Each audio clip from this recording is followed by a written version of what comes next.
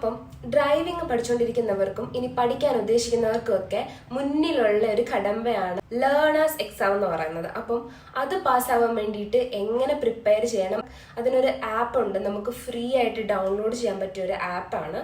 അപ്പം അതൊക്കെ വെച്ചിട്ട് എങ്ങനെ പഠിക്കണം, നമുക്ക് എന്തായാലും നമ്മുടെ ഡ്രൈവിംഗ് സ്കൂളിൽ നിന്ന് ഒരു ബുക്ക് കിട്ടും, അത് പോരാ, അത് പഠിച്ചിട്ടും പോരാ.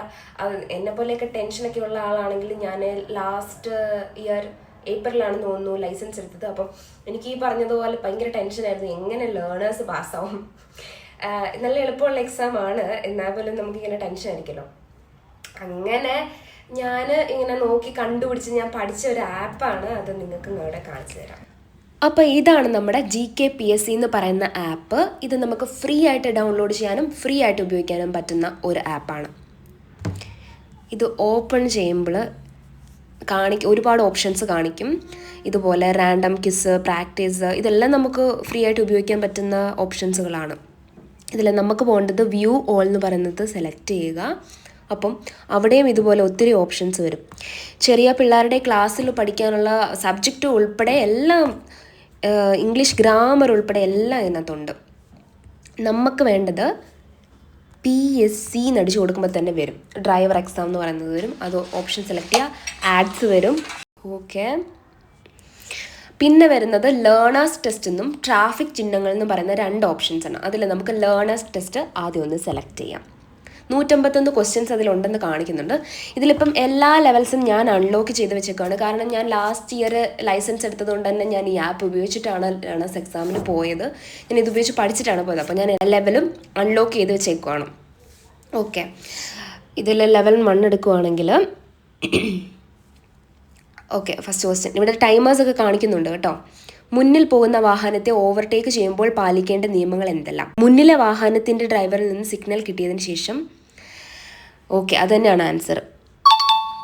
ഓക്കെ, യു ടേൺ തിരിയുമ്പോൾ പാലിക്കേണ്ട നിയമങ്ങൾ എല്ലാം. അടുത്തത് നമുക്കൊന്ന് തെറ്റിച്ചു കൊടുത്തു നോക്കാം. തെറ്റിച്ച ആൻസർ നമുക്ക് കൊടുത്തു നോക്കാം, എന്താ സംഭവിക്കുന്നത് അറിയാൻ. തെറ്റാന്ന് കാണിക്കത്തേ ഉള്ളൂ, അടുത്ത ഓപ്ഷനിലേക്ക് അടുത്ത ക്വസ്റ്റ്യനിലേക്കൊന്നും പോവാതിരിക്കത്തൊന്നുമില്ല. ഓക്കെ, അപ്പോൾ ഇതാണ് ലേണേഴ്സ് എന്ന് പറയുന്ന ആ ഒരു ഓപ്ഷനിൽ വരുന്ന കാര്യങ്ങൾ. ഇങ്ങനെ നമ്മൾ ലെവൽ ഫസ്റ്റ് കംപ്ലീറ്റ് ചെയ്യുന്ന സമയത്തേക്ക് നമ്മൾ അടുത്ത ലെവലിലേക്ക് പോകാം. അങ്ങനെ ഓരോ ലെവലിൽ നമുക്ക് പോകാം.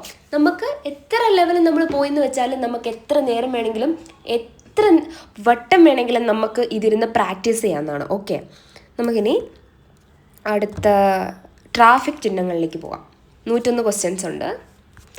ഇതിനകത്ത് പോയി കഴിയുമ്പോഴും ഇതും അൺലോക്ക് ചെയ്ത് വെച്ചേക്കുവാണ്. ഇതിൽ ലെവൽ 1 എടുക്കുക. ഓക്കെ, ഈ ചിഹ്നം എന്താ സൂചിപ്പിക്കുന്നത്?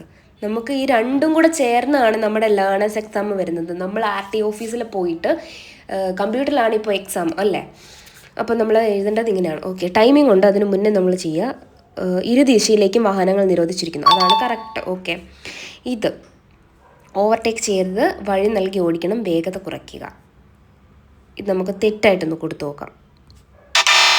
ഓക്കെ, അപ്പം ഇങ്ങനെയാണ് ഈ ഒരു ആപ്പ് പ്രവർത്തിക്കുന്നത്. വളരെ നല്ലൊരു ആപ്പാണ്.